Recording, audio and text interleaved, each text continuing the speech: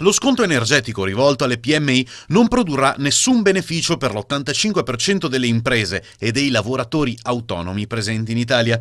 In termini assoluti, segnala la CGIA di Mestre, almeno 4 milioni di attività economiche non potranno beneficiare degli effetti del cosiddetto taglia-bollette, che secondo gli obiettivi del governo dovrebbe ridurre i costi energetici delle piccole e medie imprese del 10%. Il beneficio infatti riguarda le utenze collegate, 700.000 circa, con una potenza impiegata superiore a 16 kW e mezzo. Al di sotto di questa soglia operano almeno 4 milioni di imprese e di lavoratori che pertanto non godranno di nessuno sconto. Al beneficio praticamente nullo si aggiungono i danni per i mancati pagamenti.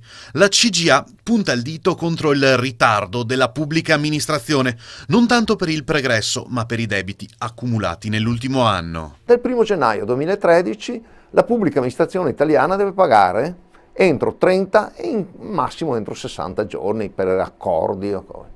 Da Intrum Justitia, che è un organismo internazionale che fa il monitoraggio di queste questioni, risultano invece 165. Sono eccessivi. Barretta, per esempio, dice di sì, che daranno i loro dati, ma anche fossero 80, non sono troppi, le imprese continuano ad aspettare. Ci sono quelli vecchi e ci sono quelli nuovi. Lo Stato faccia la sua parte, ma soprattutto rispetti la legge che si è dato. È un recepimento di una normativa europea, per carità, ma dal 1 gennaio 2013 deve pagare entro 30, massimo 60 giorni. Lo faccia.